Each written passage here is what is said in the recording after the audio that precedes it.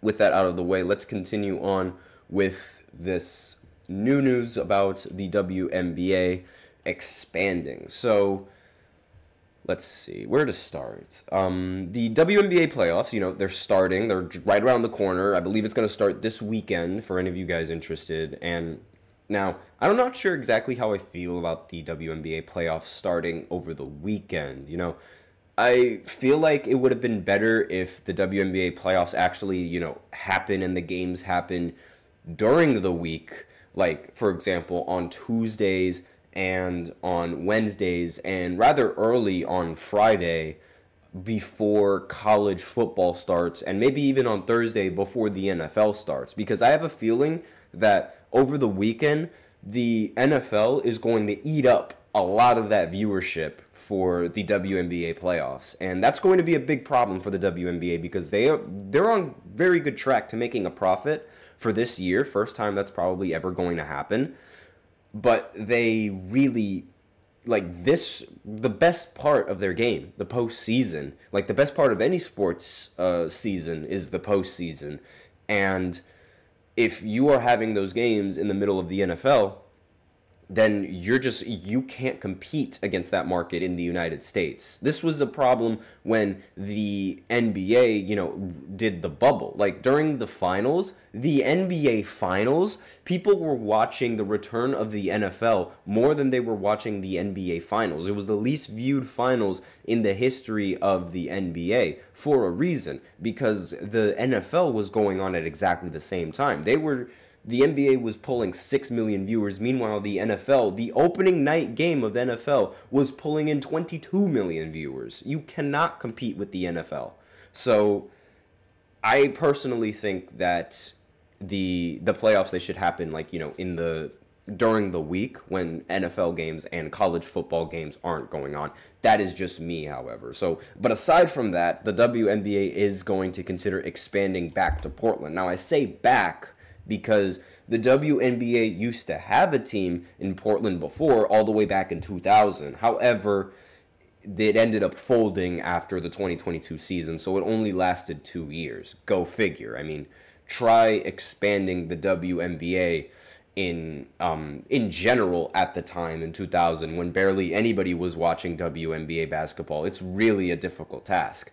Not to mention the fact that Portland as a whole, and, the Portland fans, there aren't really that many. I'm sorry to say, but Portland rarely gets any sort of media attention coming in from, not only, the Blazers from the NBA, but, in any sport in general. The Portland Trailblazers barely get talked about. They never got talked about last season, especially since Damian Lillard has left, the Portland Trailblazers haven't had any kind of traction in terms of viewership and, actual media attention. And I mean, if Portland, the NBA team, if the Trailblazers aren't getting much media attention, imagine how much media attention the WNBA was going to get, especially at that time.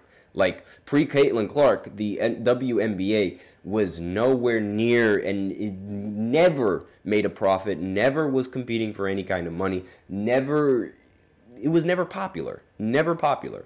But now that it's becoming popular, now they can actually legitimately have an expanded franchise all the way over in Portland. Now, this is going to be the 15th franchise for the WNBA, and it is going to begin play in the 2026 WNBA season, So the new team is going to be owned and operated by RAJ Sports, led by controlling owner Lisa Bethal-Mirage and her brother Alex Bethal.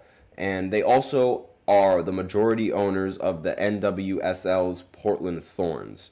So that's where the ownership is going to go to in this WNBA franchise. This is the first time the WNBA is going to return to a city that it previously left, although Engelbert expressed an openness to do so again in the future.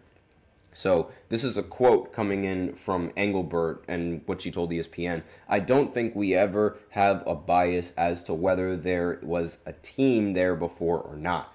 But certainly I think Portland has proven they'll show up for women's sports and definitely for women's basketball, so we're excited to be coming back to the market." Engelbert's letter in November was addressed to Oregon Senator Ron Wyden, a champion of women's sports who had been working closely with the bid and hosted the commissioners at the nation's first sports bar dedicated solely to women's sports, the Sports Bra, during a site visit to Portland last year. And the article continues going on with some quotes coming in from the Golden State Valkyries as, quote, 72 hours of really bitter disappointment, at least this is what it's saying. Quote, after 72 hours, we said, back on our feet, we're going to get this done, Wyden told ESPN. Another quote, it really was a constant building and a process from then. I am particularly appreciative of Kathy because she's got me calling her saying, what's next? What should we do? What's the path? We don't want to give up. And really, I think, one of the big problems with expansion teams is just being able to acquire women to actually play for the team. And that's going to be a big question that's going to be brought up. Exactly where are they going to be placed in the draft? And they're set to make the franchise, in 2026. That's when they're going to be playing.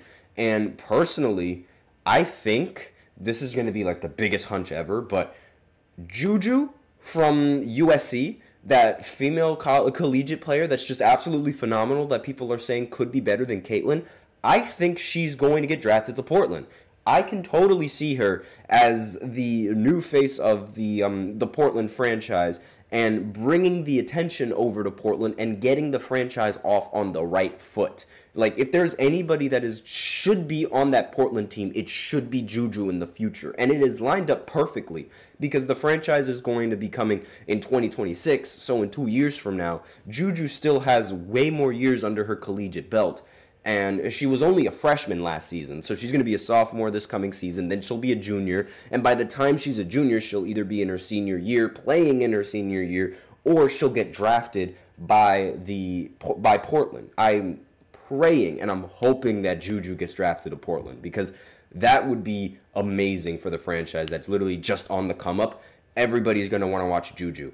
Like, she could be the next face. Like, she could be the next great Caitlin Clark. She could be it. And I have huge faith in Juju. So I really, really hope that if there's anybody that's going to be on that team, it is her, and that Portland immediately drafts her and immediately picks her up before some other team does.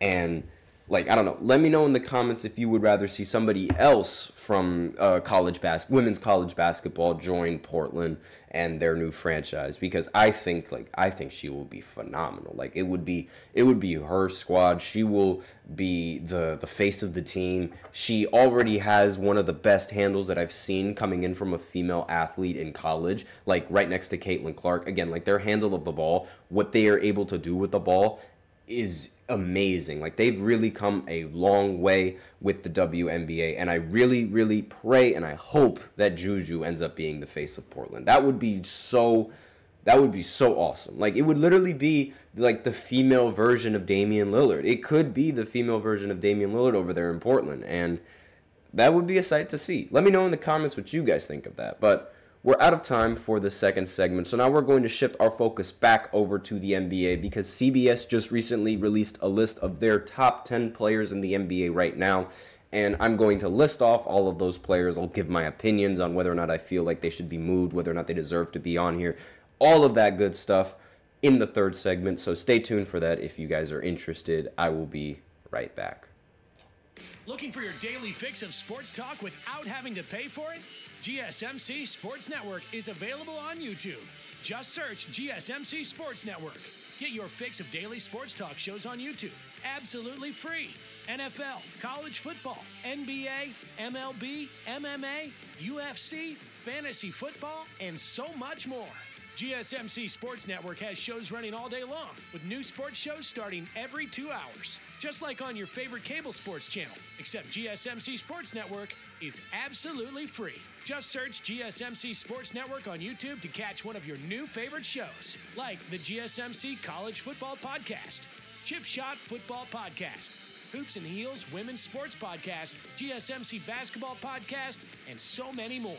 Check it out for yourself. GSMC Sports Network, now available on YouTube absolutely free. Search GSMC Sports Network on YouTube right now.